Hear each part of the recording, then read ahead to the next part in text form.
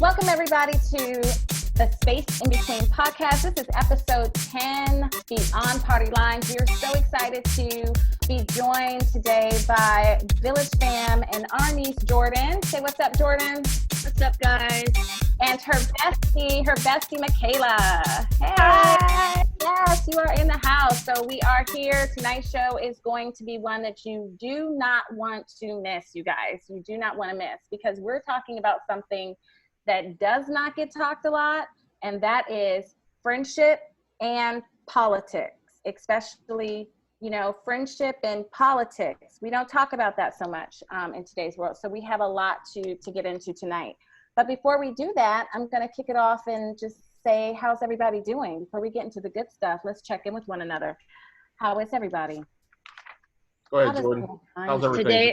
Today's been a long day. I have filled out tax forms, and I'm starting this new world of adulting post-grad, and I had to do an I-9, all of these code numbers, like 10 whatever, and it's just a lot. You don't learn this in school. So I thankfully proved that I am an American citizen today, and I won't withhold money from my taxes, and I'm just really praying that all goes well with my my new job soon. Very good. Very good. Nice. Welcome to adulthood. Kick me in the butt. It ain't over yet, baby. I know. Wait until tax season comes. I know. I just got a credit card. I'm like, oh, what do I do? Don't use a lot. That's what you don't do. That's what you don't do. That's a separate conversation you can have with Auntie Shawnee. Don't do that. So, that's good. I still don't know how to fill out those forms. I just give them to Kyrie. And I would give them right before I think the year after we got married. So I had done them. Remember, I didn't do it right, and it completely messed up our taxes. Completely jacked it up. Anyway, marriage. We're not going to talk about that, because that's swelling up some deep-seated issues in me right now. So we're going to let that go, and we're going to go to Makayela. So Makayela, save us. Yeah. Good. I was babysitting all morning today. Two little children, and the park was open for the first time since March. So they were so excited. We went to the park for an hour. They only cried, I think, about 2 times each. So that was great. And then they went inside, they had some milk, and they were chill. So it was the easiest babysitting day ever. COVID gave you a blessing, because it's like kids had appreciation. Yeah. Right? And they were like, we're not even going to argue. We're not going to complain. We're going to use this time to be serious about this playground. Was it crowded? Was it crowded? No, it was empty. It was just the 3 of us. Oh, wow. Excellent. Yeah. Our kids, we went on a walk.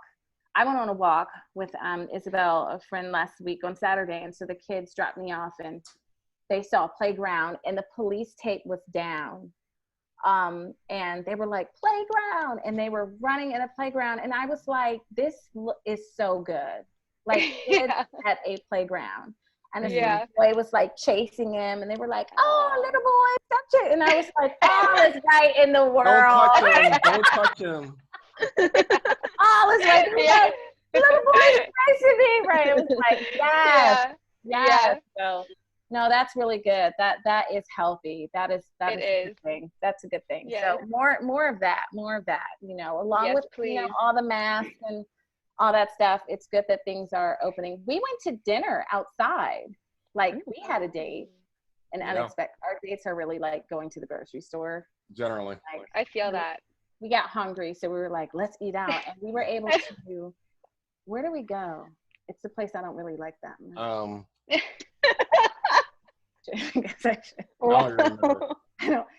He loves it. It's not my favorite, but it was actually good. Oh, Kava. Yeah. Kava. Kava's good. Here's the deal. Here's the deal. Let me just say to all the Kava lovers out there, I actually like Kava's food. I just don't like the process I think I have to go through to get the food.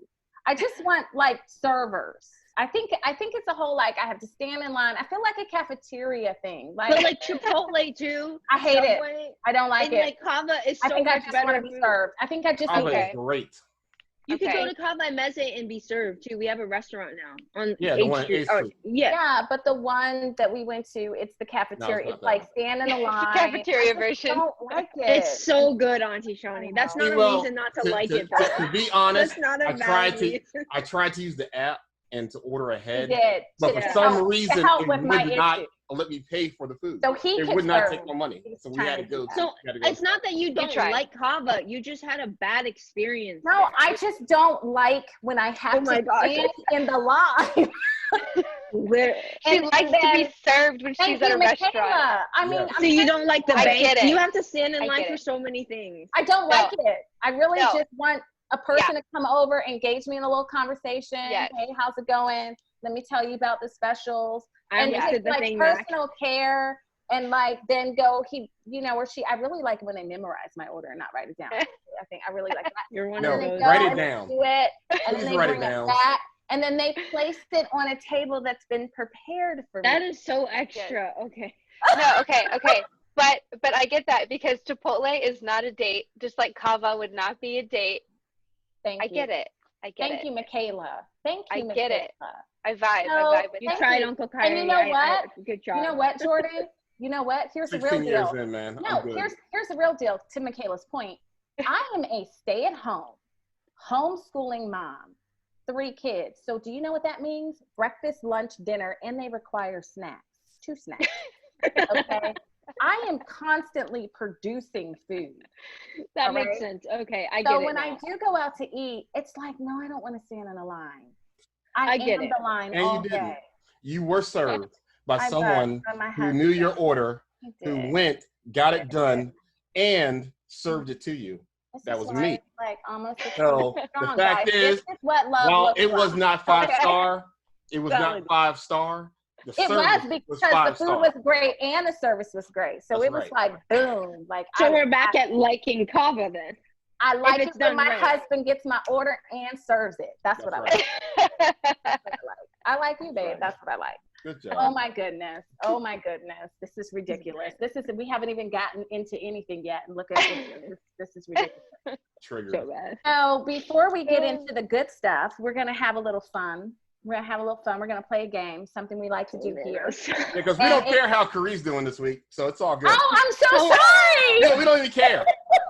We're just moving on. They're like, we're gonna talk about how much I hate Kava, and now I'm just tired of all this conversation. We're gonna move on. I'm so sorry. How was your week, Uncle Kyrie? No, my week is nuts, but that's because of work, and I'm in the always middle. nuts though. Every week is Yeah, but now it's amped up. It went nuts to nutso. All right, so we're adding some more syllables to this, to this whole situation. Syllables. Yeah. So nuts to nutso. Okay. Yeah.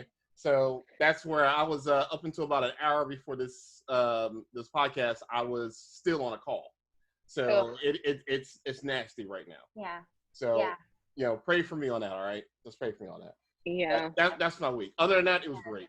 Fantastic. Shout out to Zoom to maybe add a feature where you can snooze something but like it shows your face in the call, but you can snooze it. Like just But will it be frozen? But it won't be frozen. How will they? No, you put like your face ID up and then you can snooze it. And so it shows that you're active in the call and it'll take the notes for you, it'll pre-record it. Oh my! And then you can just saying that should be an idea. Should be an idea. If anyone from Zoom is listening, Jordan has a suggestion. Jordan that has is a great idea. You know what else? Shark Tank, baby. You know what else you can do? So one of my friends told me this. I will not name this person's name. So she's working at home and she works in computer cyber stuff. Cybersecurity. Yeah, very serious job. And so she's working from home. She's like, I have my kid because he's all COVID at home learning, and it's a lot. So there's this thing. I don't know I think it's called the mouse shaker or something. You can put your mouse on it. Looks like you're doing work and you're active, because companies, they actually have a program, and she knows this because I think that's part of what they do. Security. Right, where they actually are they monitor the mouse movements to monitor activity. No. That's very That's an infringement on my privacy. Yes.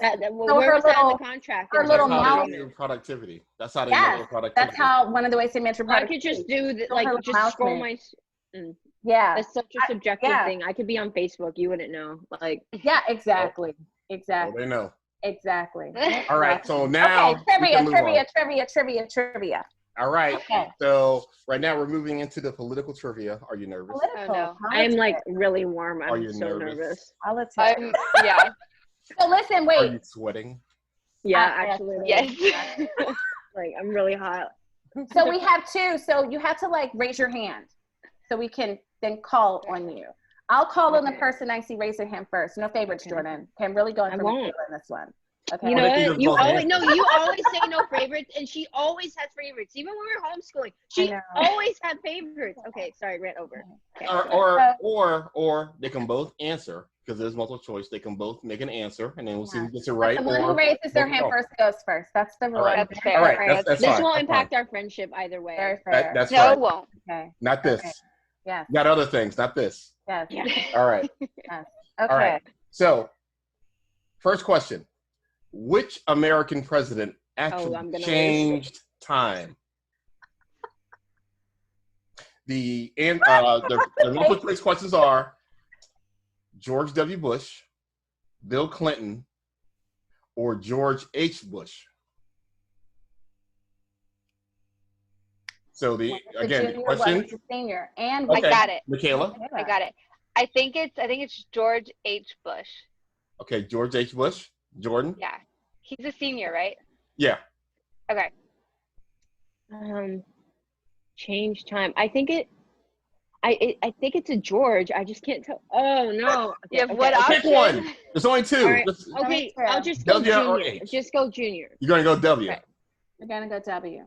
Yeah, sure. And you're right, Jordan. It was George W. Bush. Actually, you know what? Okay. So back in 2005, there was an energy crisis. So Yes. what they thought in the GOP, what they thought in their infinite wisdom that instead of actually dealing with the energy issue, they decided to say, hey, if we change daylight savings time by an hour and shorten the day by an hour, hey, we can save some energy. Yes, that was. Is that why? Okay, yeah. I I just guessed. I don't even know. Okay. Okay. Anyway. It's all right. But see, you had a 33% chance There you and you got There it. you go. I knew it. That is I your knew hope on this show. You have a 33% chance of Yeah, getting it 30%. right. I knew There it you wasn't a Democrat. That was I Right. knew Right. that. That's fact. I was like, All right. Next Okay, question. number 2. Who was the first U.S. president to travel overseas while in office? Was it A, Teddy Roosevelt? Was it B, Thomas Jefferson? Or was it C, Woodrow Wilson? I love your thinking face, Makayela. I mean, it's just, She's like, I love your thinking face. I know. She's like, I love it. Go ahead. That's just what my face looks like in class all the time. Okay. he said the first person, To first travel president overseas, overseas. Yeah. overseas while in office. I think While I in office. hand again. Ah, Do you want the choices one more time read for you? I need the one. It was Wilson, Jefferson. Who else? And Roosevelt. Teddy. okay. I'm just gonna guess, and I'm gonna say it was Jefferson. I feel like Okay. that's so wrong. No, I think it's. I also think it's first though, because the thing is, I'm while like he was president, replaying all the his- Hamilton songs well, in my yeah, head, Hamilton, and Jefferson keeps coming and up. what is it called? He went and I mean, we had Declaration of Independence, life, liberty, and he was like, ooh, scratch out lock, pursuit of happiness instead of property now. So I would say Jefferson, if not Jefferson, I would guessed be it first. Roosevelt. Yeah. Well, can Okay. I say Jefferson too? Yeah. Sure. Okay, That's your Jefferson. choice. You're both wrong, but sure. Okay, can we get a second? It was actually. You're both wrong, but say it as many times you want. Say it with confidence. This is not fair. All right. Okay. The answer is Teddy Roosevelt You didn't let me in guess. I was gonna guess. 1906 Not Wow. when he went to So go long check ago. on the Panama Canal. So you Wow. went to check on the Panama Honestly, Canal. I always forget about Panama. Yeah. I am not gonna lie right now. I just straight up forget it exists sometimes. Unless you're on a cruise going to the West Coast, and then you'll remember. Well, we ain't doing any cruises anytime I forget. So. No. Okay. So Makayela is up. No, Jordan is up. Jordan still has one. It's 1-0. It's 1-0. All right. See her favoritism. It even shows. I do. I'm sorry. I just. Next question. Sorry, Jordan. We're gonna get past some of your personal issues right now. We're gonna get to the next question. Okay. Here we go. Next question. How old must you be to file to run for president of the United States? 35. Oh, you're correct, and you didn't even get the choices. Oh, yes! All right, Makayela. You didn't allow Jordan to answer. Yeah. I'm sorry, Jordan. That's just how the world works calm right down. Whatever. But she raised her hand. Yeah, but calm down. Let Jordan answer too. I'm sorry. I was just so excited. Okay. Jordan just like thinks too long. All right. No, it's called thoughtless action. There's a difference. But I was right. I was right. Let me give you a bonus question. You're right. Thank you. How many years must you have been a resident within the United States in order to also What is this? qualify? No, this is so bad. Like, I don't know. I don't know this. Can you give options? Yes, you need options, babe. It's 14 years, 20 years, or 25 years? I think it's. I feel I like think it's 20 or 25. Okay, Makayela? I want to say 21, but I think it's 25. I think it's 25 too. Yeah. Jordan? No, 25. 14 years. 14. That's it, baby. 14. Yep. Outside of being a U.S. citizen, obviously, a naturalized born U.S. citizen. Why do you know? Where do you get this? This is a buzz. You also must have been a resident. So, like, if you're in a military brat You're or so whatever. competitive, Jordan. My hair's going up. I have like, where's Wallow? Jordan's right. like, unicorn hair is just. You're so competitive. I'm like, next I one- can't. I'm hot. This next one should be this next one should be relatively easy because they've been talking Don't about say it quite that. a bit. No, don't Okay. say that. Relatively. Worst thing to say. You see the air quotes? These are my Nixon air quotes. Air quotes. All right. For the record, none of us were political science majors, All right. and this should not keep us out from like pursuing anything in politics later. It's Just okay. disclaimer. It's You're about one the passion. It doesn't matter. You're 1-1. All right. How long can an FBI director serve? So why is that easy? None of us are I criminals. told you it's not. Either I watched unlimited, White Collar, and that was 15 it. years, or 10 years. You said 15 years or Okay, 10 years? Makayela. I think it's unlimited. Unlimited. Jordan. What were the options? Unlimited, 15 years, or 10 years. Yeah. 15 years? And, No. 10 years. 10 years. What? No. 10 years. You can't do that in the middle. I can't do that. I can do that. 10 years. I can't. Gonna fight you. I don't think it's fair, but All right, whatever. Jordan, yes, you got it. Yeah. You got it, Jordan, whatever. 2-1. All right, last question. Game. Last hate question. The game. Which is Hate the the- only president to ever never be married while in office? Obviously a So, man because you got. Yes, that's right. Well, yes. It's either James Buchanan, John Quincy Adams, or Andrew Jackson. Which one? I want to say it's Quincy Adams. I think it's the last one that you named because I don't remember him at all. Andrew Jackson? Yeah. The guy on your 20? What? Yeah. What? What? The guy on your $20 bill? No. I couldn't name any president or any bill. Hey, you guys, I didn't get any of love these it. questions I right. only know Abraham Lincoln. Abraham Lincoln, I love it. All right. It is James Buchanan. You Ew. can't. I should have was- known a name like Buchanan. He was Oh known my to be goodness. quite the flirter in his day. Oh. He was a ladies' He man. was a ladies' man. Rusty. The trauma. Nasty. All right. You guys All did right. excellent. That okay? was traumatic. Good. That was Congratulations. Excellent. 2-1. 2-1. Very nice. You Good did job, Jordan. excellent. Even Good with job, everything good stacked job, against you, Jordan. even with everything stacked against you, Jordan, you still got it. There you Still go. got it. What was stacked Good. against me? You do. Your auntie. Oh yeah, thank you. Oh, also the man. girls told me about Monopoly. Oh my. Oh, they learned that day. Oh, they I told learned. them. I was like, oh, this sounds familiar. They learned that day. They were crying. We shall not talk about how traumatized. So one of my boys who lives in Alabama now. He used to live up here in Maryland, but he lives in Alabama now. And he posted a pic of just after they had finished playing Monopoly, and his daughter was like crying, like bawling, crying, and he took a picture of it. And I said, "Oh, so she learned the game that day." She said, "Oh yeah." I have to.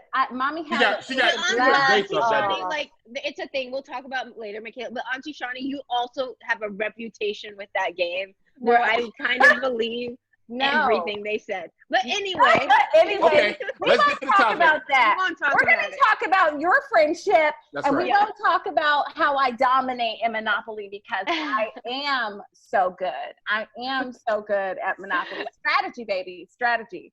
So we are here tonight to talk about Beyond the Party Lines. And you guys, what's interesting, I'm so excited for this conversation. I've been like waiting for it like all week, so excited because what you guys don't know, because we see the love between you guys here, but you didn't start off that way. So just to kind of paint a picture, I'm mean, just paint like a little picture for everybody. Makayela was a I would say Trump supporter when they met. She was like Women for Trump. I think she was like politically active, And Jordan was probably anybody but Trump line. So totally opposite.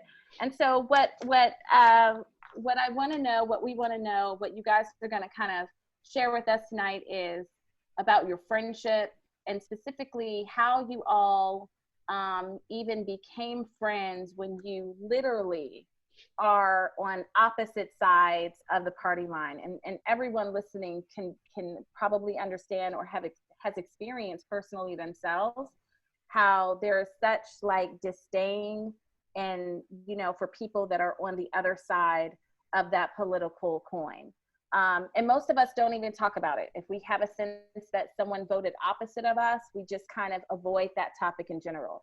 So with that being said, thank you, first of all, so much, you guys, for coming on the show. We are going to learn from you all. That's really why I was happy to have this conversation and interested. Yeah, this is also really good because also, a lot of people, what they're doing, especially because it's so divisive and contentious, that they should stop being friends altogether. They literally, I've seen tons of Facebook posts where they're like, I've unfriended like 45 people a day because of blah, blah, blah, blah, blah.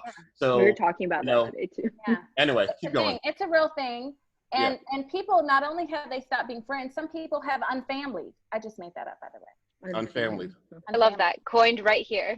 Yeah. Right here. They have unfamilied. Like, I'm not speaking, to this person because of my family, because they have, they're voting or going a different way. So I want to start where all good stories start. And that is at the beginning. Tell us about how you guys met. Paint the picture for us. So I'll start it off, and Mac, feel free to add in the colors and even be like, no, that's how it was. We'll do. Honestly, it feels like ages ago. It does. But we're going to go back to freshman year. Of college, yes. And then we're never going to revisit that year again. Never. So we're just going to go back and then we're going to jump forward. The fall of 2016 for content. The fall of 2016. Yes, the fall of 2016. I was at the time playing for my school's women's soccer team, and we met like through, I think, an acquaintance who was also on the soccer team.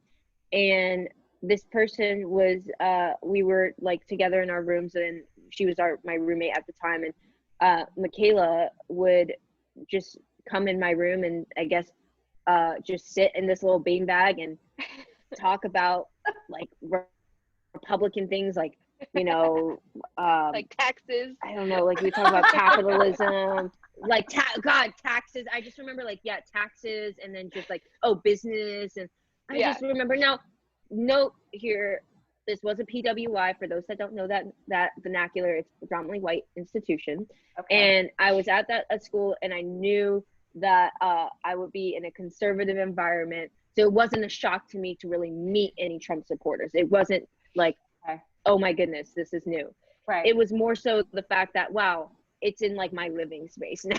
I invaded Jordan's space multiple times a day, and I was just like, they're just talking about taxes. But I remember getting I worked for HUD, and I got a picture with Secretary Ben Carson, and I remember it coming in the mail, and I looked at it. I was like, okay, this is cool. Where should I put it in my room? And Mac was like, oh my gosh, you got this picture with Senator Ben Carson. I was like, yeah. And at the time, remind you, I was just like, there's this person, like, I hope she doesn't think like I'm, like it's a different thing. And so I was just like, I'm passionate about housing. She's like, oh, that's so cool. And then I guess like anything that starts to develop, it just percolated from there. And really, I would say sophomore year is where I have a little bit more clarity, because a lot of what Makayela was doing was rescuing me from my just outrageous workload, because I anticipate I entered a research competition not expecting to win, and so I decided to take an 18 credit load so I could have a soft, like a not too bad of a senior year. Mistake. Yeah. So always a mistake. Yeah, it was horrible. It was honestly like I literally slept in the library, and they would bring me food, and that's when I just experienced Makayela as, like, I would say for the first time, as like a friend and as a person. Because I literally was like, hey, they would bring me food. I had a blanket. I was a TA at the time. I was on the council. I was doing debates.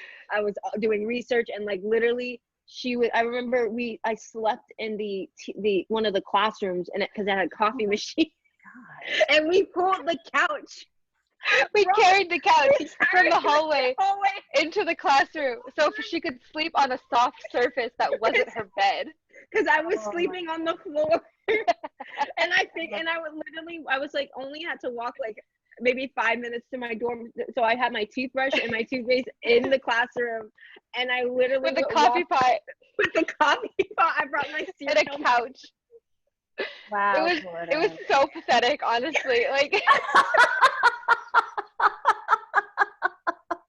wow, I've never heard this story. This is the first time. Oh my God. It's Makayela. I was like, oh, she genuinely cares for me. I'm not gonna die my sophomore year. No, I would text her like, have you eaten today? Anything that is not coffee related? And she'd be like, oh no, I haven't. It's 4 p.m. Has had 6 coffees, no food. No food. Oh my gosh. It's a shell of a human. Gosh. So yeah.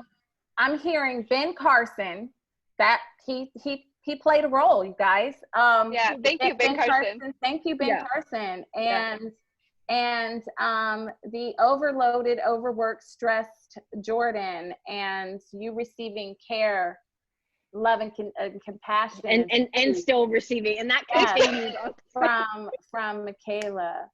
Okay, so Makayela, did I miss anything? When you saw the Ben Carson picture, did you assume, or did you like, where did you think Jordan was politically? Yeah, so I kind of got the vibe that Jordan was not into the GOP at all, because she would never participate in our conversations, which was fine, which is totally fine. Right. But I saw Ben Carson and I was like, wait a second, that looks like I'm confused. A recent picture. And she hasn't mentioned that. Right. So I was like, I'm going to figure out what that's about. And so we would talk about Ben Carson, but almost never in the context of him running for the nomination. It was always, we kind of like danced around the fact that he tried to get the nomination. Yeah. It was more so like, oh, we both kind of like that guy. Maybe we both kind of like other things. And then slowly going off of that. And at some point, I don't know how, we got each other's phone numbers, and Ben Carson was in the news all the time. Because you invited me to the Republicans Club, Makayela. That's what it was. That's how we got each other's numbers. And anytime someone joined the Republicans Club, we got all their information, their home address, their cell phone number, which they all consented to give. They started at a grassroots level. They get that list together. Grassroots level. Get that list. Right. Well, that's smart. Get that list. Yes. And so I got her phone number, and I would just send her like links or screenshots of any news that had mentioned Ben Carson. I was like, hey, Literally, she was like, know. did you hear about, she was like, hey, thought you should know that his like, I think it was his assistant at the time or scheduler, one of them bought this like outrageously priced desk, just thought you should know. And like, and then the Boston Globe ran an article on me. They took the picture that I had in my room with Ben Carson, and the Boston Globe ran it. And like they were like, this girl, hey, have you seen this? And she was, and I didn't know, and they never told me that the Boston Globe did it, but somehow Mac found it, and I was like, oh, I didn't know that the Boston Globe ran this article. That is hilarious. Yeah. Nah, now I gotta look it up. Like till this, like We're till gonna this. post it. Yeah. Oh, please don't. Please don't. Resurface it, please. No, please don't resurface. I was like, it like saw the Ben Carson was a bridge for you guys. He was like, he was like a connector. He was like this thing that you could talk about and share. That was both familiar in your world. He was this familiar kind of thing. This is fascinating. I did not know this. This is interesting. This is interesting. Yeah. And Jordan, you're kind of like, I don't want to go to the Republican. Like, why? No, I was genuinely confused too, because I think a lot of people. So, I have some conservative, I would say, like tendencies, and I was a council member in our sophomore year, Makayela as well, of a think tank committee organization called the American Enterprise Institute. At the time, it was Arthur Brooks was the president. He's now at Harvard. And we were on the AEI has several student councils across the country at various colleges. And so I sat on that council. And I think I gave off the impression that a lot of people assumed I was far more conservative than I actually was.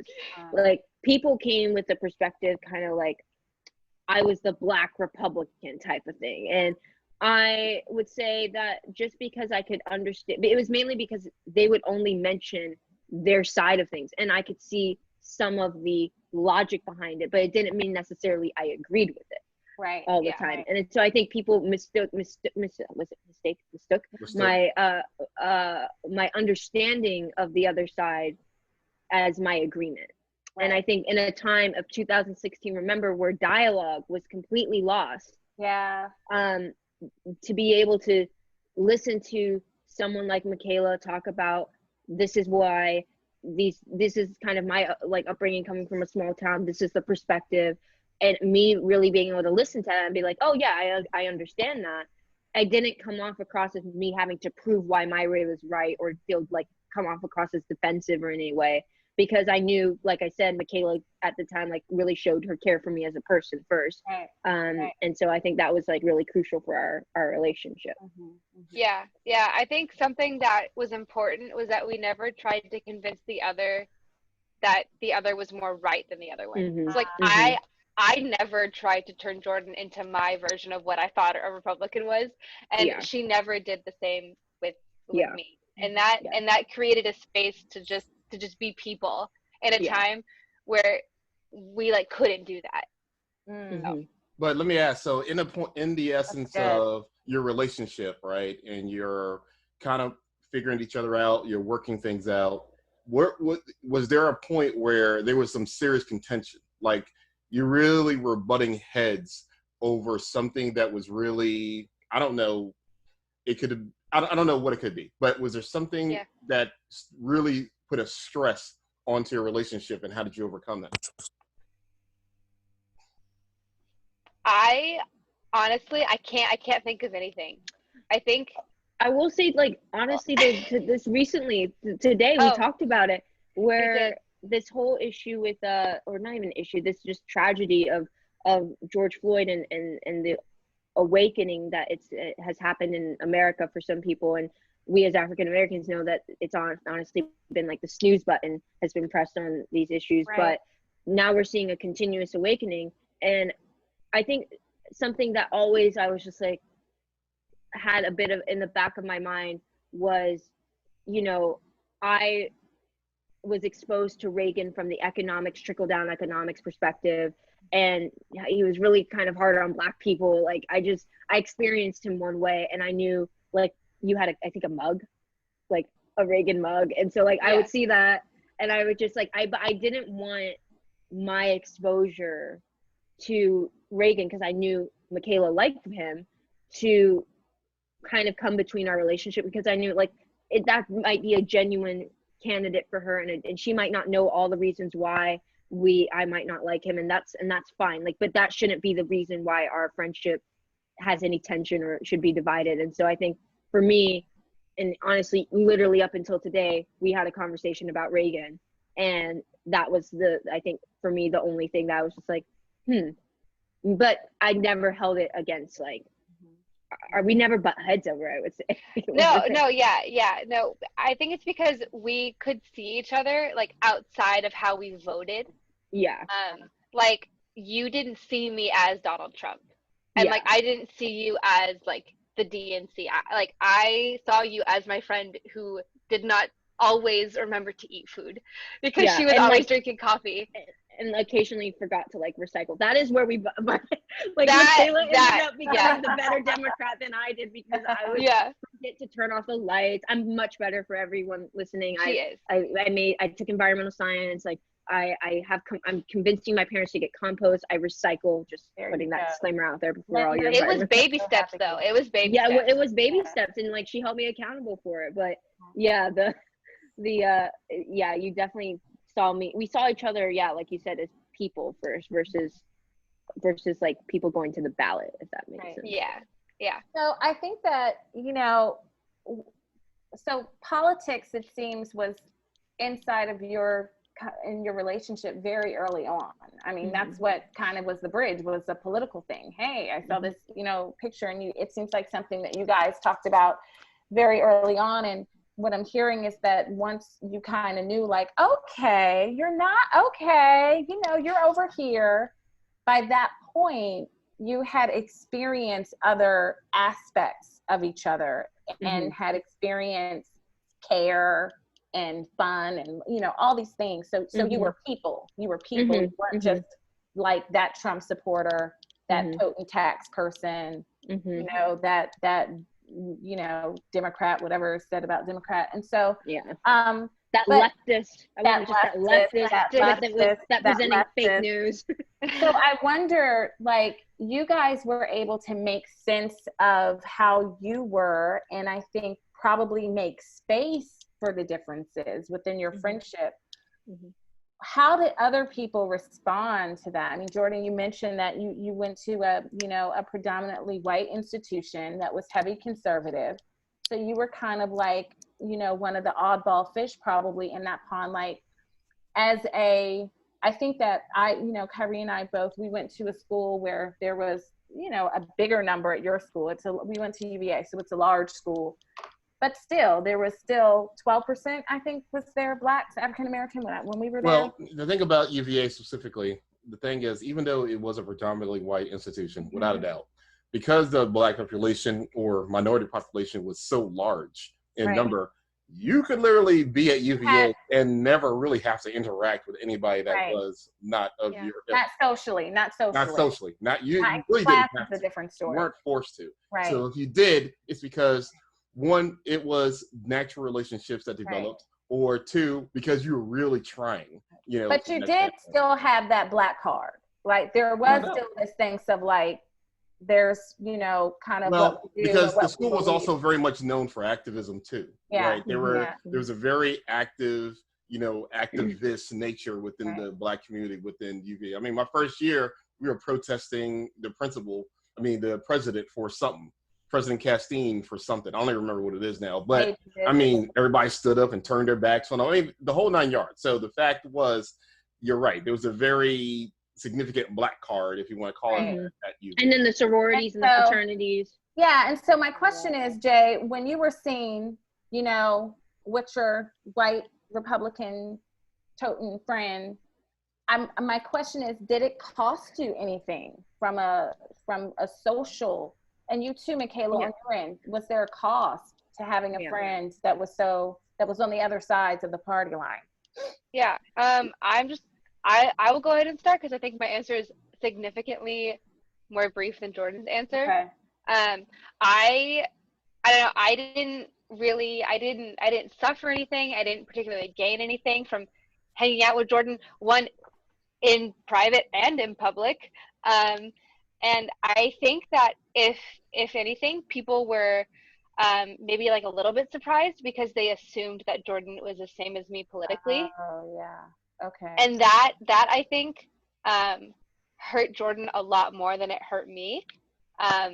You know, there are a lot of white people at the school that we went to, so yeah, I didn't, my circle of friends or my circle of influence wasn't really changed at all, whereas Jordan's was pretty significantly, I would say. Wow. Mm-hmm.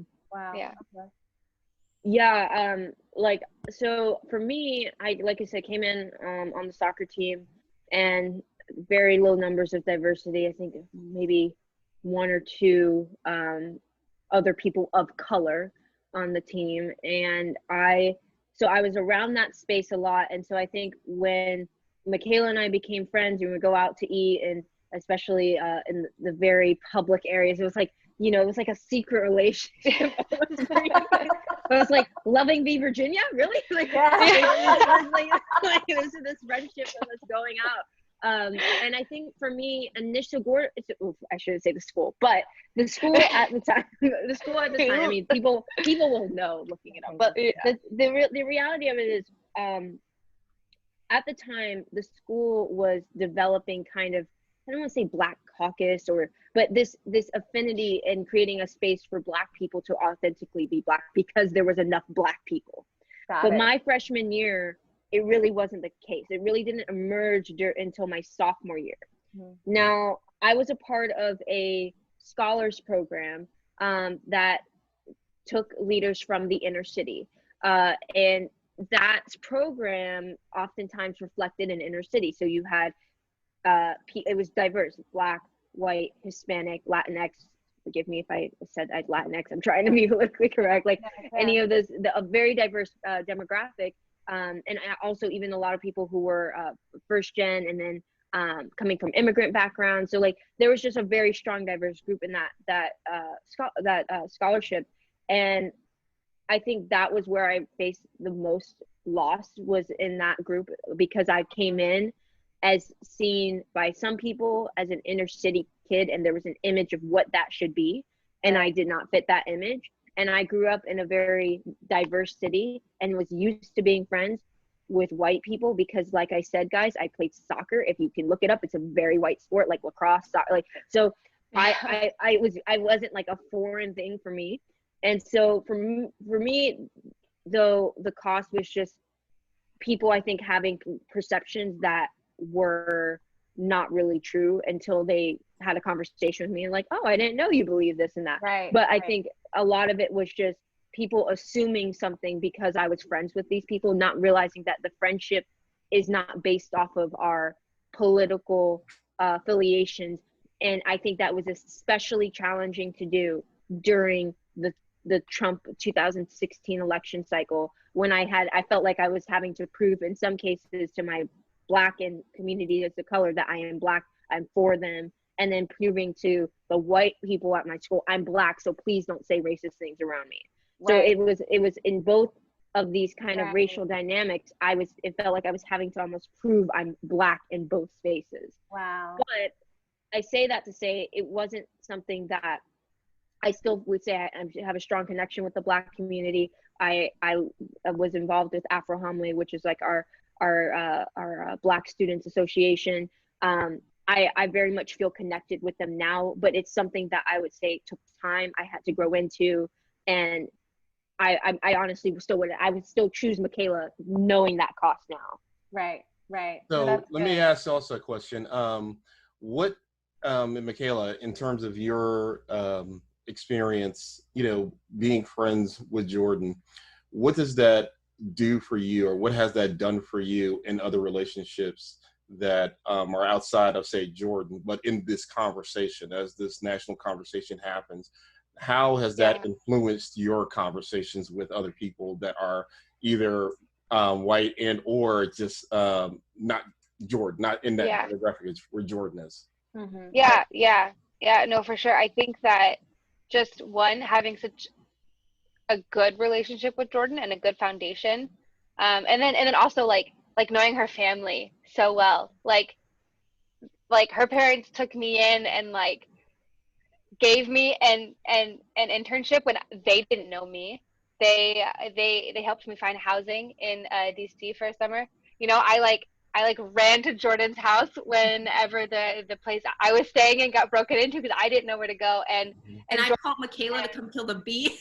yes, and then yeah, and so like there is just such a sense of community that Jordan's family really built for me whenever they didn't have to at all.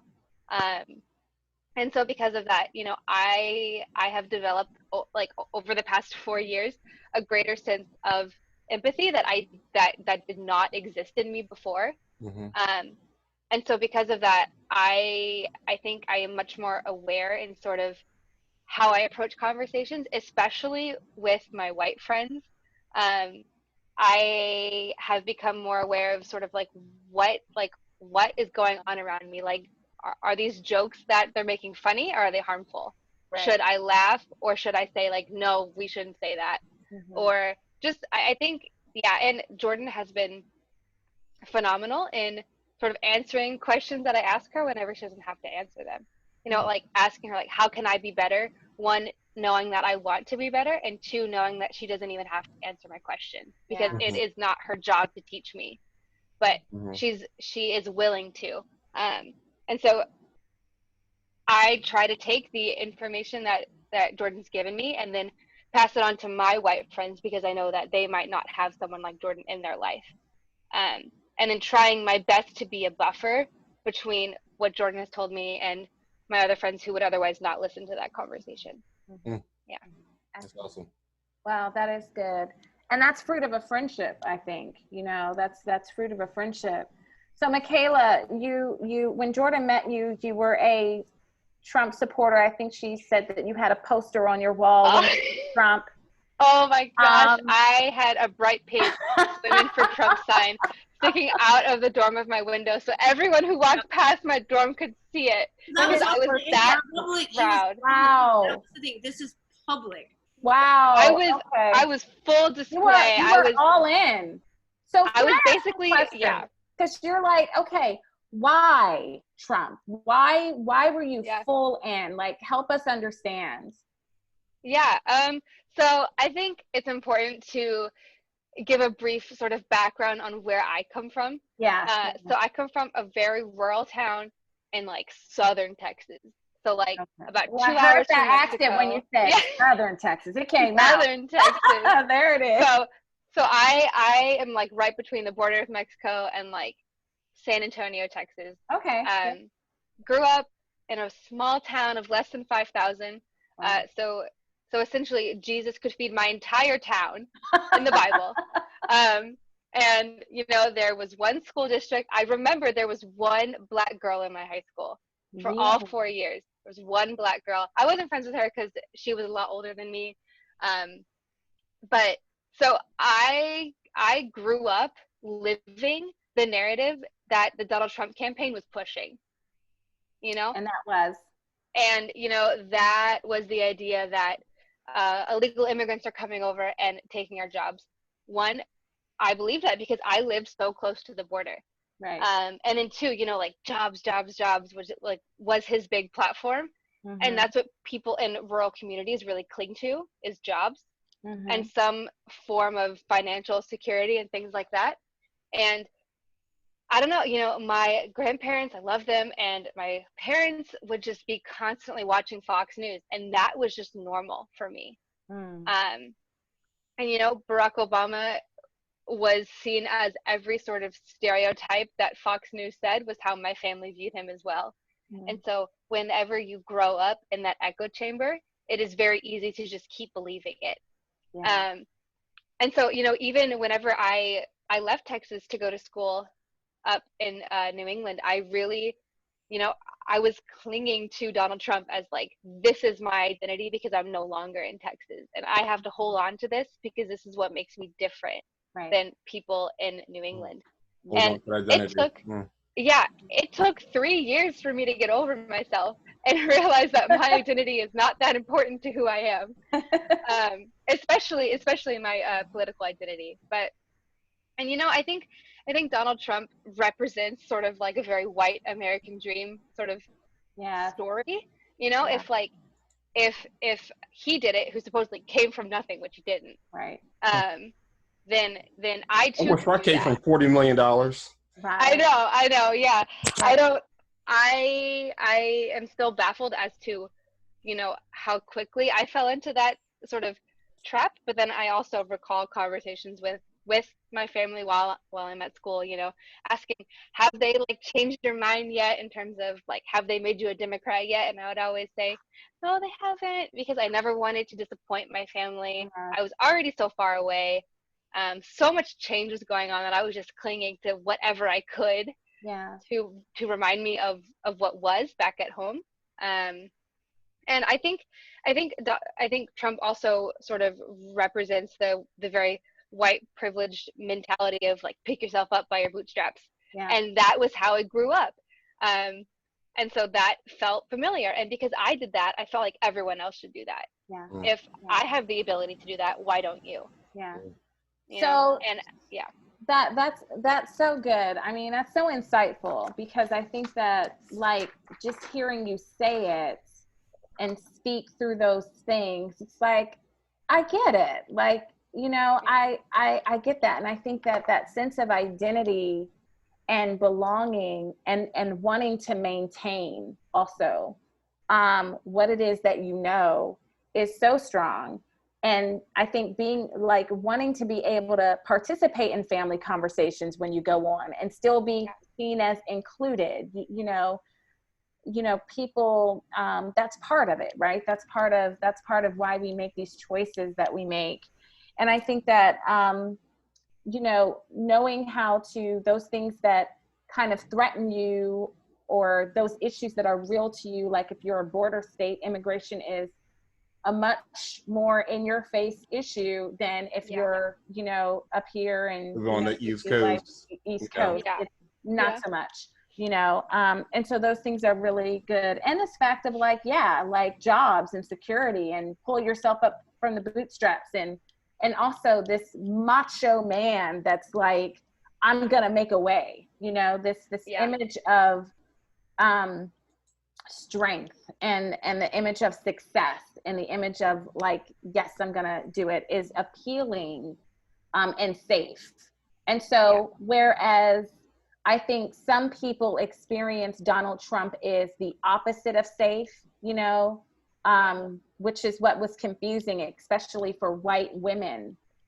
There was just, I think, this assumption that surely educated women aren't going to vote for him, because from a Democratic perspective, we experienced him as unsafe. You are not safe, and not understanding how, as not just a white person, but a white woman and a white educated woman, like how you all experienced him as safe enough to vote for and safe. That was a shocker in the election. For sure. Yeah, especially because of who your choice was too, between a white woman and a white man. So why wasn't, like, what happened with Hillary and with white women? I went like, what happened with Hillary and white women? I think that white women, in my experience, and both in several white friends that I have that were also women that chose to vote for him and support him both pre and post election, is that, I think the white woman often has to find value in how the white man views her. And I think that, Donald Trump has been pushing this narrative that he's done so much for women. Like he has women in so many positions, as he continues to say, with the Black community. He says things like, I have done so much for the Black community, but then doesn't proceed to say like what he's done. Right. And so I think, especially, I mean, all of my white friends have white fathers or white boyfriends or white brothers or white grandpas.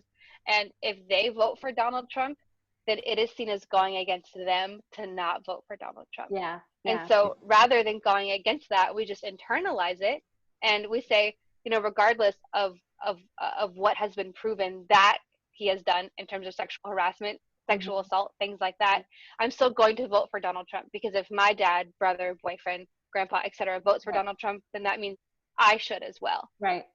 So influenced. So there was a point, Makayela, there was a point where you had a political shift. And so you shifted from being a Trump supporter, and a pretty loud Trump supporter too. Yeah. Donald Trump would have loved walking past your dorm. He would have loved it. He would have loved it. He would have been like, Makayela. He would have loved it.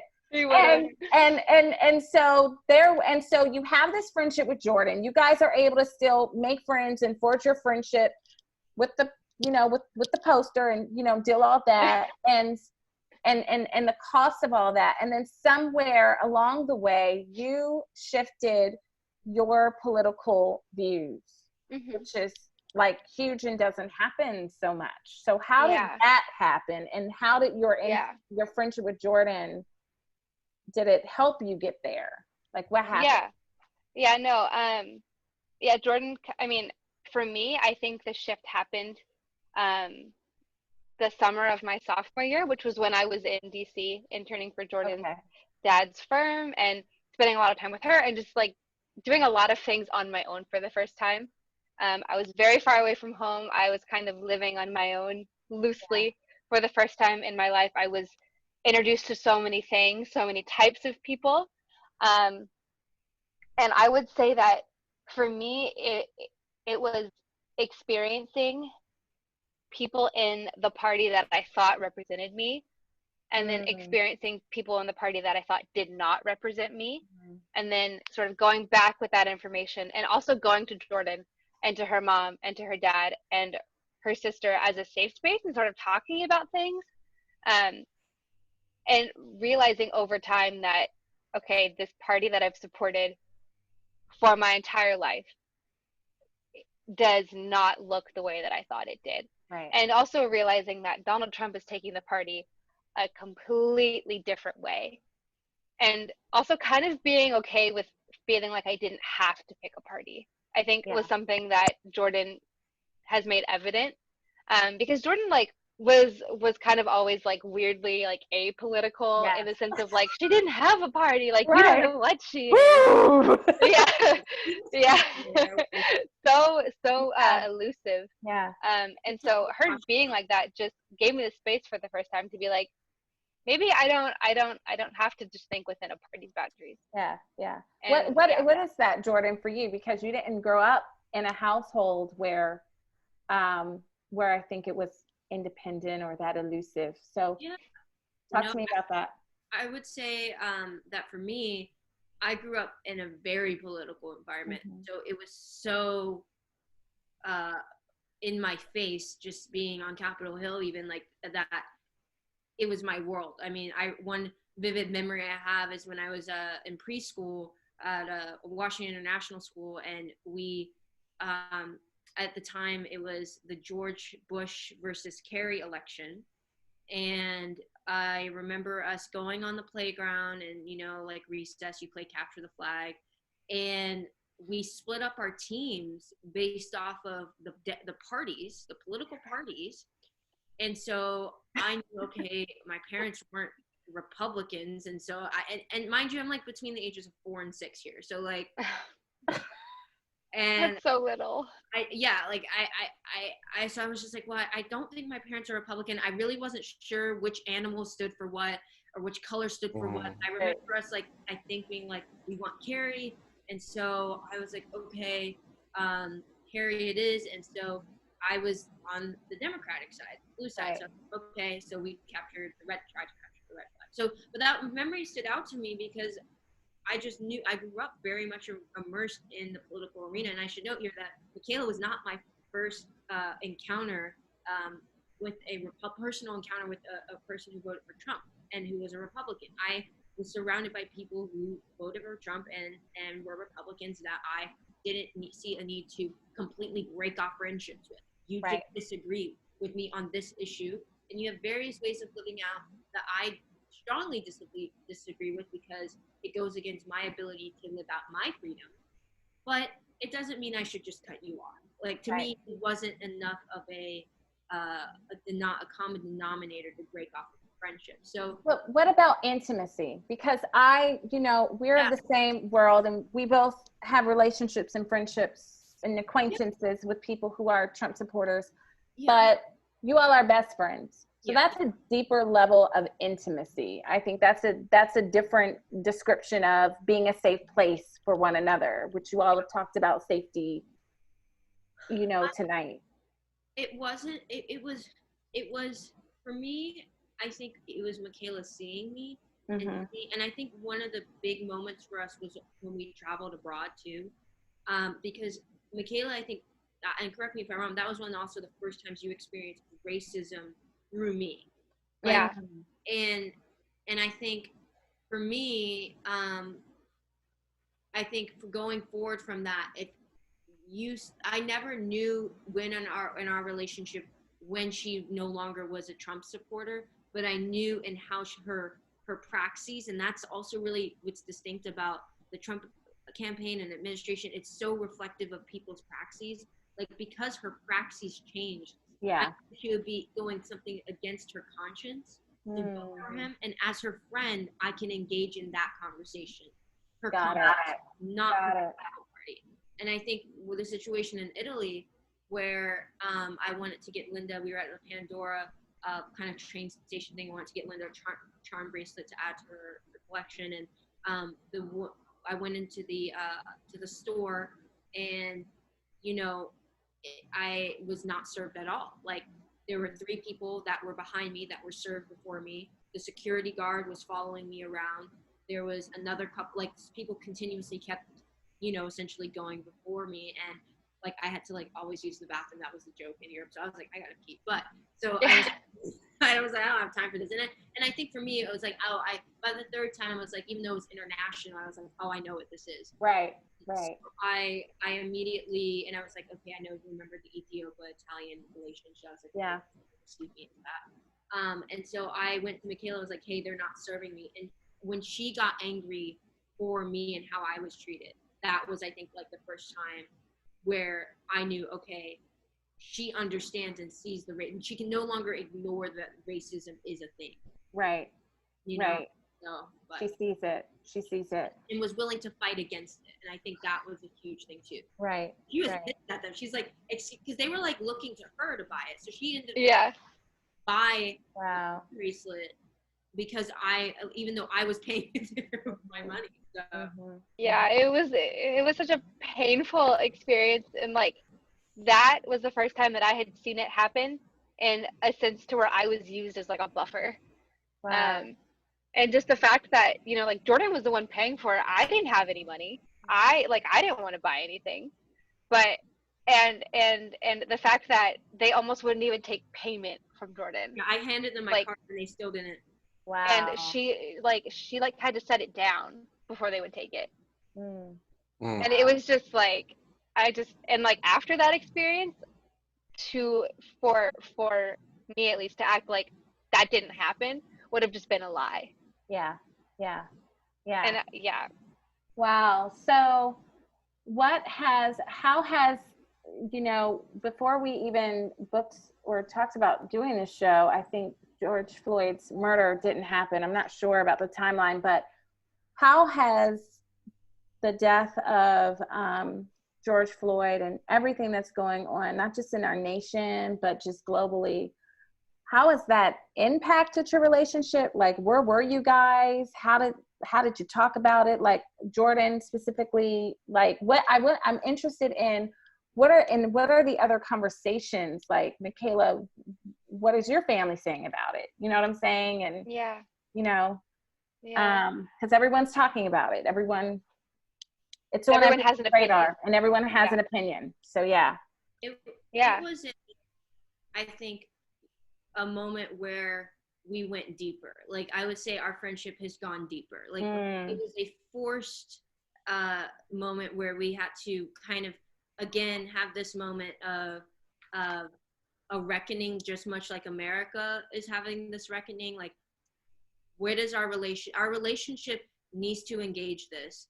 And me as a Black person, you as a white person, knowing the history of all of these things, it's going through classes together, her experiencing even the racism, like after us traveling abroad and her experiencing the racism I experienced when I was in school, like these things, how are we now, you're educated enough now, how are we going to engage this? And so I don't think it was a question for me. I always knew Makayela would be one to engage it. I think the biggest like challenge for me was, how do I bring about conviction from a gracious place despite my pain? So, you know, it was like, this was incredibly painful for, I mean, like I watched the video. It was traumatic. Like you literally watch someone die on a sidewalk, and 4 people and tons of other people stand by, police officers dedicated to protect and serve their communities, kill someone. And I think for me, it was like, there was such pain in that, and having also white friends who, and not almost projecting them. It was really hard for me at one point to just not project them as bad people too. Like I had to like really separate and say, no, you know, despite I know Makayela was a Trump supporter, I know that's not where she is now. I had to kind of believe in the redemptive narrative of our friendship. Wow. And so what I did was I in our text, like I sent this like this, Makayela, I think the key thing is reached out first. Okay. And that was huge, because I was in such a place where I was like, I just don't know what to say. And like, this is just, you know, you just are like, even if you do everything right, you can still be killed, basically. Right. And so I was just like, I don't know what to say, don't know what to do. But Makayela reaching out was a huge turning point, and then I was able to respond. I think if I were initiating it, I don't think we would have been able to go deeper. Right. But because I responded, you know, like we call in the Black church, call and response, like because I got to respond and I wasn't having to give out the call. Yeah. It allowed me to kind of be invited into Makayela's space of processing and bring my pain. And I think, like, I think I even said this, I said, my hope is to bring conviction and not condemnation. Mm-hmm. Christians, you know, I believe we walk through this with Christ. And so I think there is just this true understanding that this is so above our ability to fully comprehend. Yeah. But what we're not going to do is, we know racism is something that is demonic, and we're not going to let that to be the thing that takes us out. Yeah. But those are some of the things I will say, like, we've gone deeper, and then people around her have gone deeper, and I would say, like, just dramatic ways. Wow. Wow. Excellent. That's so good. That's awesome. So good. So Makayela, what was it just natural for you to reach out? How did you feel in that reaching out? I think that's so important. Yeah, no, Jordan has always been really good about being someone that I could go to for anything, and not making me feel like I'm tokenizing her at all. I think she built that into our friendship a long way in, by making these casual side comments or jokes that were totally inappropriate, but it laid the foundation for us to be able to ask one another very like candid questions, or just go to one another in a time like this. And I just remember hearing about it, and I was so distraught, not because I felt guilty or anything, but just because I thought, like, that is just so wrong. Yeah. And realizing sort of the depth to what had led to what had actually happened. Realizing that this murder was not isolated, that many factors led to what had happened. So I just texted Jordan, and I basically said, like, what could I do, realizing that she didn't even have to text me back. Right. At all. But she did. And she gave me some resources. And I remember, because a couple of days ago, I went to Old Navy and I put things in my cart that I wanted to buy. And then I had a conversation with her, and I thought, you know what? no, I don't need clothes right now. And so instead, I purchased all of the books that she told me to read. And reading for me is very difficult. I have the attention span of a goldfish. So this has been like real work for me. Amen, sister. Yes, it's so hard. It's so hard. Makayela, you gave him a line now. He's going to be like, honey, you know I have the attention span of a goldfish. Okay. It's true, though. It's true. But, yeah, so that has been phenomenal. And just realizing that Jordan is just so open and casual about these conversations. I think, once again, going back to the fact that, like, we're friends first. Yeah, and so that has been really helpful, and sort of I guess how I've been able to sort of, I guess, respond to what's going on. Yeah, I don't know. Yeah, I think that's so good. Jay has to maybe go get her phone charger, and that's fine for you to pop out and go. But I was just gonna say, I think like the friendship and the foundation of friendship is so important. One of the things that and it's something you all use the word, we were able to go deeper. And I think that one of the things that at least I have experienced in relationships with people that I know are on the other side and they know I'm on this other side, I think one of the things that we try to do maybe is from a good intention place, from a place of like, we don't want to risk the friendship, what we have. We don't want to harm it. We have an understanding that we're on both sides. So the best thing is for us not to talk about it, for us not to talk about politics. Yeah. And I think that that's actually done more harm than good, because I do think that it really is very difficult to go deeper, right? How you vote, you know, voting for those who do vote, voting, it's such a personal thing. Like, it is a personal choice. You cannot pick the children you have. You can pick your spouse. You know what I'm saying?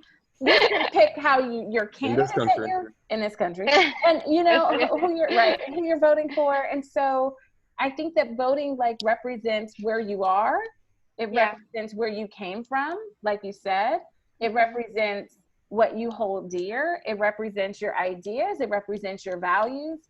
And so in order to, I think, like be fully known and to be able to go deeper and deeper and be and experience intimacy and vulnerability, in the sense that not so much that someone agrees with everything that I think and say, but in the sense of, like Jordan, you were saying, I'm seen. Like, if you're not, if your politics and your political views aren't something that you talk about, I think it's really hard to do that. And so I think that what a lot of people have learned how to do, especially in this time, is do what I call like the dance around. We know how to dance around the issue. We know the words to say. We know the things to stay away from. We know the things not to ask. And so it's really, and then I think the other thing too is that when we do that, people are so fixed. You're always this and I'm always that. And this is always this divide. And there's not the ability for us to like influence one another or share or learn from one another. And I think that we miss out on that. We miss out on that a lot. I want to go ahead, Jordan. I was almost wondering, even a question for the audience, if they have I almost sometimes think about if it's necessary for there to be some type of resistance to form intimacy, and that moment of resistance is where you decide whether or not where the relationship goes, whether that's marriage or whether that's friendship. Because I know a lot of like where I would say you could maybe call milestone moments in the friendship were through, there was some type of external resistance that I saw Makayela face, and I became an advocate for her issues. I my heart broke for some of the things that she was seeing and experiencing, and I was like, we need to do X, Y, and Z to make sure this doesn't happen. And she would see the resistance, and because we lived together in an apartment, like I would come back and I would share some of my experiences, and I'm like, I had a lot of great experience, don't get me wrong, but there were just some things that I was like, maybe could have gone better, and I would share those things, and she was able to see the external resistance against me. Right. And then for our friendship, I think a lot of it was based off of resistance. I mean, you obviously had a Trump poster, and it was a Black woman in a predominantly white institution with a base of where Trump was reaching his target audience. And so there's, I almost like, I'm thinking as I'm like thinking, where did our friendship go? It's like, it feels like it was based off of this in order to we were so used to intimacy from the get-go, because it was based off of just like, I saw kind of what would be the secret part of you first. Yeah. And that in and of itself was a defining moment of whether or not that was going to be the resistance against us.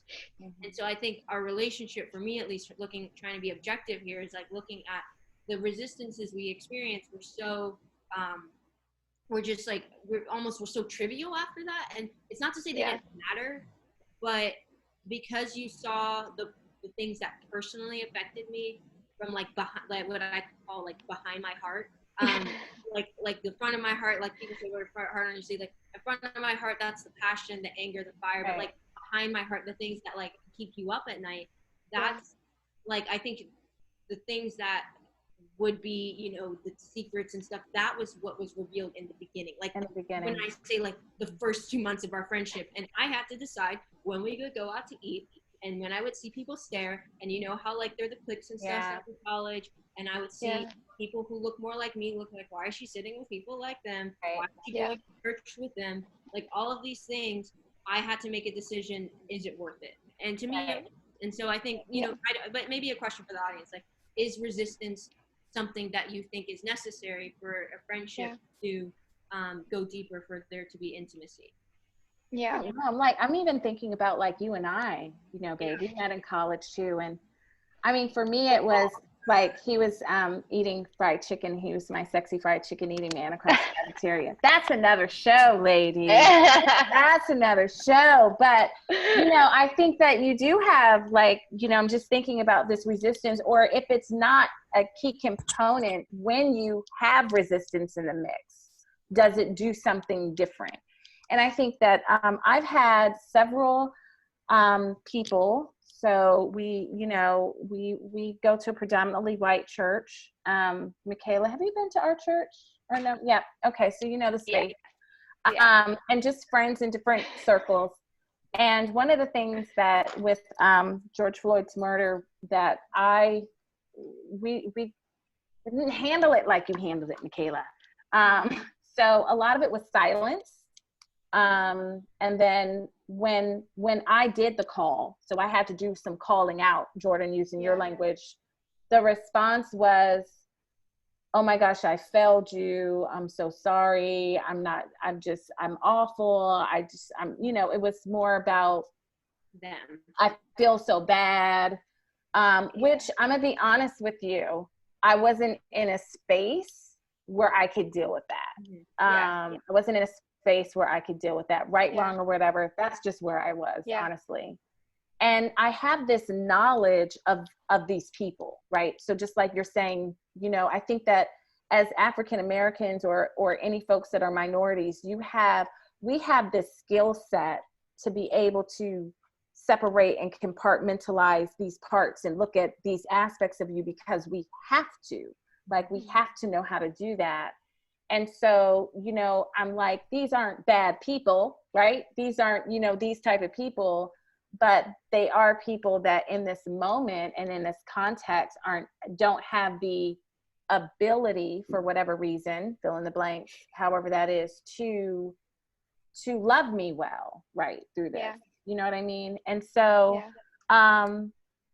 and some of them, I have a few friends though that are, I would say, doing the work that some people want to call woke, that are reading, that are the heart's changing, and that are doing what you're doing. Like, I'm reading the books, I'm having the conversation, like I'm pressing in, and my worldview is changing. But one of the things that hasn't happened, or I haven't heard them say, and I've had a conversation with a couple of them specifically, it's about their family and friends.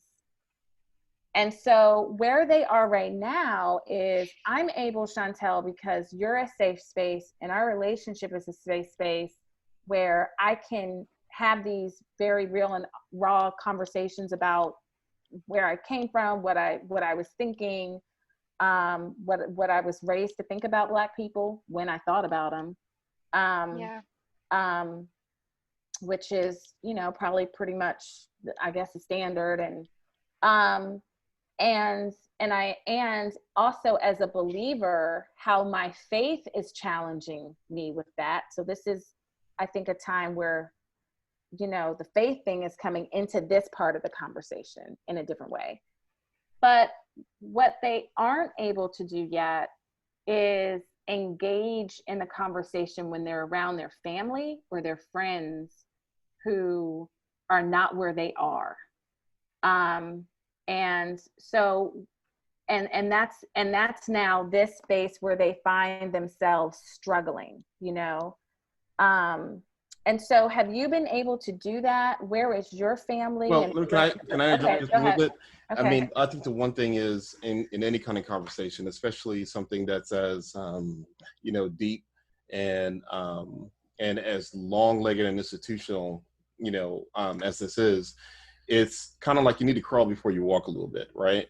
So even just going into a conversation, going in not truly, especially in this area, not even having the basic education in terms of what's going on and some of the history behind it, because part of the fact is being able to be an advocate, also meaning to kind of beyond just sympathize, but be intelligent about what the issues are. Right. And then be able to kind of look at the overall institutional structures and actually be able to say, okay, I hear what you're saying, but let's look at it in a different way, to be able to bring the other side of the argument. It's not necessarily always about being able to change their mind, change the heart, but it is about being able to properly address the situations. And a lot of people have a very hard time because they still need to get up to speed. They need to catch up to what the information is, to get to the basic ABCs of what the issue is. Right now, I think, like Pam said last week, they're learning about this through sound bites. You know, they're learning through these little snippets. They're learning through these Instagram clips. They're learning through these Twitter clips. They're learning through these little clickbait articles, but they're not really understanding particularly the issues yet. So part of, I think, what Makayela's doing in terms of some of the other people that we know is getting something foundational. And in that, when you become foundational, you become and educated, you can become an advocate. You can then truly have that conscious and that important conversation in an informed way. And so I think even our pastor sometimes, when he, you know, back in the day, he would say, listen, in this walk as a Christian, I was like, there is a difference between, you know, talking about the gospel, and there's a difference, and then understanding the gospel and being able to really express the gospel, right? To truly walk it, so then you can really talk it. And I think that in this space, some people need to get a little bit more of that gospel in them and understand a little bit more about it, have a little more conversations in spaces like this, so that they can branch out into an area that's going to be way more resistant than anything you're probably going to find in this area. But that's just how I kind of frame it. Not to say conversations don't happen, but it's just a matter of, sometimes when you walk into the lines, then you may want to have some meat to kind of throw them in a different direction. Yeah. You know, at least for a little bit. Yeah, for sure. Something that I am grateful for is I took a class about diversity in the U.S. from a sociology professor, and she's phenomenal. And so that class, in a way, kind of prefaced me for, I guess, waking up to what's been going on. Right. And so because of that, I do have a tiny bit of that educational background. And also Jordan just has been like showing me things throughout our friendship that I didn't even know existed. And like, like I was and now that I think, I'm like, I really said some things that I probably were really offensive in the moment. And so I'm really grateful that you didn't take it to heart and just like was like, tell me more, because Right. I would just be like XYZ and say these things, and you guys were in relationships. I'm like, I kind of Yes. so I would say like, what do you mean by that? And then she would Right. tell me, and it would make sense. Yes. Yes. Yeah. humor's good Yeah. too, Gavin. No, it is. It is. Humor definitely creates for a more open dialogue, where mistakes can be made, Mm-hmm. and where those mistakes can be corrected in a very loving and kind way. Mm-hmm. But I think for me, as I approach these very difficult conversations with friends and family, I have to recognize that, I used to think just as they do, Right. and they probably still think that I still think that way. Mm-hmm. Mm-hmm. For me, sort of leaving the whole like Trump campaign behind, like I did not make a big announcement about that. It just happened over time. Right. So a lot of my friends, past coworkers, and family still identify me to be in that camp, Right. which is both a good and a bad thing. A good thing because they're willing to listen to me, but a bad thing because they're genuinely upset when I tell them that I'm not in that camp anymore. Yes. But I think that, we, as in where I come from, we as white middle-class Christians do not know how to empathize with people who don't look like us. Yes. We don't. And Amen. that is why Amen. and that is Amen. why that we made Jesus look white. Yes. Jesus could not be Middle Eastern in a George Bush era. He just would not fly. And Yeah. so I think that, I like mentioned this earlier, but Jordan and just her family and just being around her and that community has showed me so much empathy over time, that now that I've developed that, I can take that and try to just tell the people around me. And it's been a very interesting experience, because I think the whole like white woman's tears is a very real thing, in the sense of like you not wanting to hear that, Shani, about like how people just felt bad for not doing what they should have done, and then made the problem about themselves, rather than making the problem about just a lack of action. Right. And then sort of getting to the issue of, well, why didn't that action happen, rather than just crying and just feeling guilty. So I don't know. Yeah, I think these conversations have been very difficult. They are better had in person than over message. Yes. And that's very important. Yes. People, one, are less likely to be just as aggressive as they are in person than online. And yeah, so I think that's going to be an ongoing struggle that I am going to have to deal with for a very long time. But that's something that I'm willing to do. And I think just Jordan being a resource is gonna be an ongoing experience, I'm sure. But yeah, I'm thankful for her and the empathy that I've learned.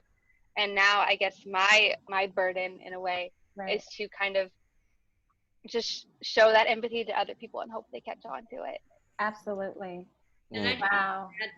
Guys, go ahead. This is so rich. You might say Makayela sees me as a resource because there's these, various ideas popping out of what the role is of the Black person and engaging in this conversation. I just want it to be clear for the record that we're friends first, and out of my friendship, I share my truth, and my truth is a form of knowledge for her. Yeah. It's not an extraction of just her, and I think anyone who can see this conversation, but because we're in a soundbite culture, I just want to draw attention to that and just nip any like desire to twist that word out of context. It's solely we're friends first. And Makayela genuinely wants to know my story, the story of African Americans in the context of this country. And so I appreciate that you said that, and we do twist things. There's a tendency, and I think that we are resourceful for one another. Our relationship should impact and benefit, right? There should be a mutual benefiting of folks when you're in a relationship. It should be because I'm friends with you, I wear a little bit of Makayela on me, and Makayela, Jordan, Makayela, you have Jordan on you, and it should change us. And we get to add to our tool belt because of that, you know. And so I think that that's what healthy relationship looks like. And I think that what unhealthy, or that sense that I see where you're like, I'm not going to struggle to be authentic with where I am, Makayela. And I think that that's where, you know, my hope is for people who are finding themselves changed and changing thought, that they would be authentic to where they are with that, and then figure out how do I still do what you love your family, you love your friends, you see them bigger than just that thing, just like you saw Jordan bigger than that. And so, like you said, being able to have empathy, being able to, like, especially because, oh, I used to think like that, I understand how you think like that, you know. And you'll be able to you know, communicate in ways, and that love language that you have, and be able to, as we say, carry water to them about this other side or this other group, because they may not escape that physical world or the social world to even know it exists, you know. And so I think that that's the beautiful thing. You guys, this has been so rich. So rich. Yes, indeed. I am so impressed. Let me first say, I'm impressed by your friendship. I'm encouraged by your friendship. What you all have been able to do and forge is unique. And so yes, I'm just so delighted that you guys, especially for your generation. Especially for your generation. We didn't even get into the whole generational thing. But I love this idea of seeing people beyond just their politics, getting to know who they are and standing in your truth, you know. And allowing each, and just seeing like what happens in that space. So much. We're going to end this very serious conversation. Aww. I know, we're going to end this very serious. Go ahead. In addition to Ben Carson, I would say I would have to really throw in Ricky Bobby was a Ricky Bobby always. How could we leave out Ricky Bobby? Ricky Bobby. How could we do that? Without saying Ricky It was Bobby. so weird. Yeah, it's. You know, I named my snail Bobby Ricky. He did. And that's a commitment. Thank you. I know, because I really think in some ways Ricky, because it was almost this like known thing of like, okay, she's like NASCAR-y, like there was all these images that were playing. Give off some mixed signs, girl. You were giving off some very mixed signs. I know, she was just like, what?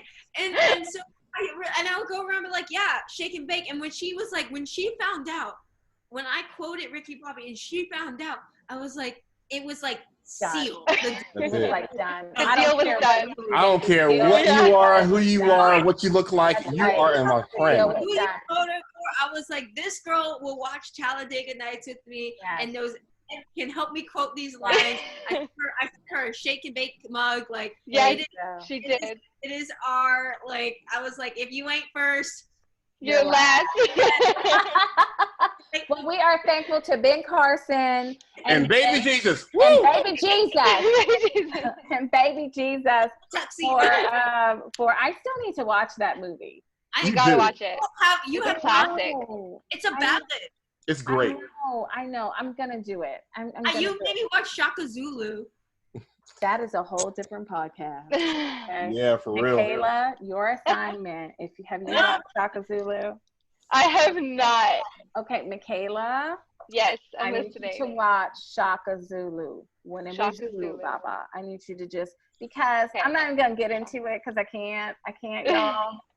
Makayela, when you watch it, you're gonna call me. We're gonna have an offline conversation. Jordan, be quiet.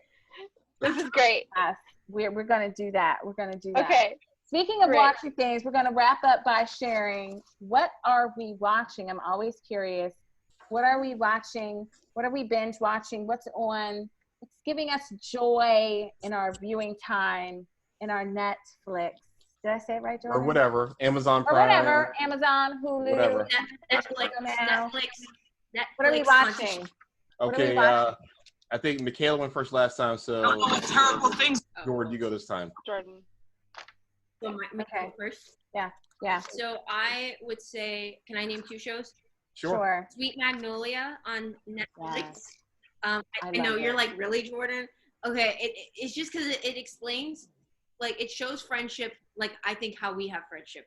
It's just black and white people all around the town. It's not a big deal. I want to move there. It is lovely. It is great. It's wholesome. I love it. I love the drama that they have. Yeah, sorry. it's like a southern soap. It's my nice little southern soap. Interesting. And I also watch Billions, which Yes. Is this the last season? No, it's No. not. Okay. No. Don't Okay. I'm sorry. I thought I saw Season something. 5. I didn't see it. Billions Okay. is and Insecure. Billions and Insecure. Okay, so that's 3 now. Okay. All right. Okay. Insecurity. Okay. Yes. Insecure. Yes. Okay. We're gonna move this way. So we're gonna go Makayela. Let's see. I watched all of Ozark. So good. A big Ozark fans. Something that is like my go-to, especially if like I don't have anything to do in the morning or in the mid-morning, is Jeopardy. I Jeopardy. love that is Jeopardy. God. Really? I love it. Makayela, you're too young to be 85. I know, but I just vibe like with that age demographic. I just love it because it's like Graduated. I don't have to read to learn. I just watch it, and it's so fast. We've been And like, yeah, and like sometimes I just get Siberian so confident. folklore for 1,000, Alex. Oh God, no! It literally, the little blue screen would like shine our entire like living room because I was like, what are you? Oh my God. Oh, that's awesome. Wow, I love that. That is It's great. Awesome. It almost makes me want to watch it. Almost. almost. Almost. Okay, babe, what about you? All right, well, you know I'm a massive geek, and you know what I've been watching. I've been watching Avatar: The Last Airbender on Netflix. It's now all over Netflix. So I'm a big anime fan. Well, it's not anime, but Lawrence says it's a great story. It's actually a very good story. If you just give it a chance and get past the animation, it's actually a great If you move past the animation. Move past the animation. His name Aang. Aang, yes. Not the movie. Last Airbender, the movie was terrible. But watch the animated series, which is based off. Is he the one with the stripe? With the arrow. Oh. It actually was good. I saw it on Nickelodeon. Yes, it is fantastic. It is one of the. It's a great series.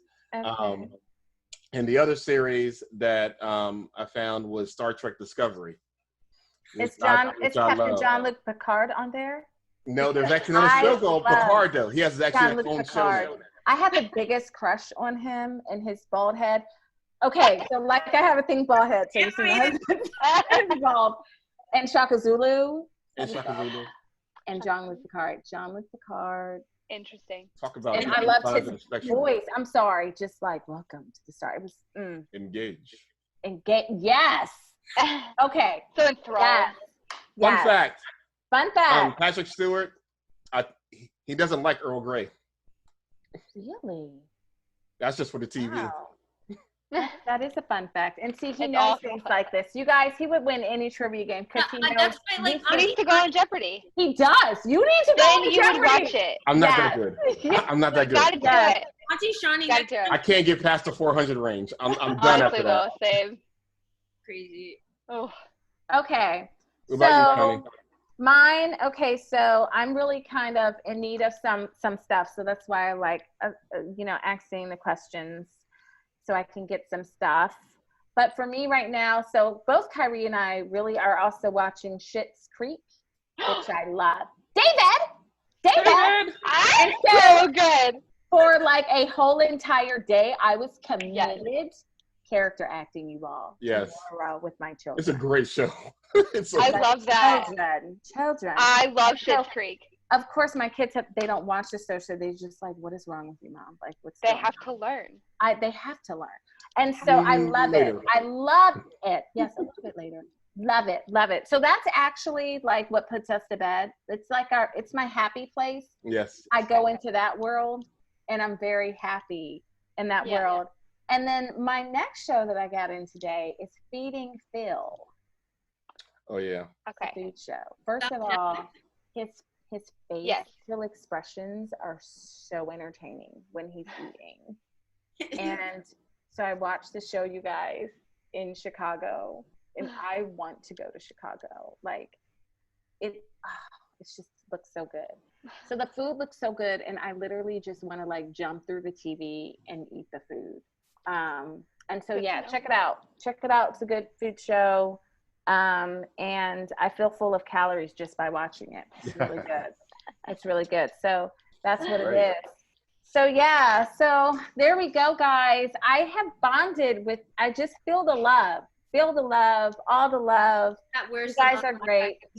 Where's the love? Yes, where's the love? You guys are great. And next time you're in DC area, Makayela, please come and visit us. Yes, or next time wherever you are, right? Yes, your family. And so that's what we do, right? Yes, that's what we do. I'm in Boston. Hit me up if you're ever here. That's right. And I'll bring my Shaka Zulu. Bum, bum, bum, bum, bum, bum, bum. Oh, yes, seriously. So, listen. Anyways, guys, that's a wrap tonight. I want to thank everyone for tuning in, and a special thanks to our guest, who is family, Makayela, for making the space to join us. Yes. Yay. We have been, guys, so just blessed and encouraged and strengthened by what you all shared and your friendship and your presence. So thank you so much. So if this is your first time listening, welcome to the fam. We don't want to lose you, so make sure you subscribe. You can find us everywhere. You can find us on Twitter, Instagram, YouTube, all the podcast platforms, including Spotify, iTunes. So please subscribe and stay connected.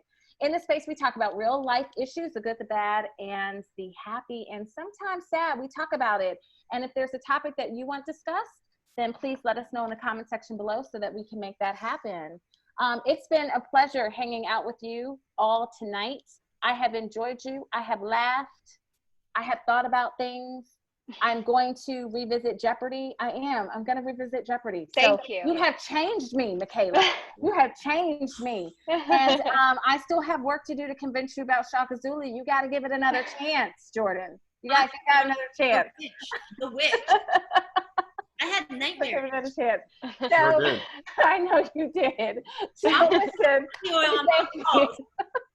I'm trying to wrap up, but you're making me laugh. Listen, thank you so much for tuning in. Until next time, stay talking, be safe, and be blessed. Bye. Bye.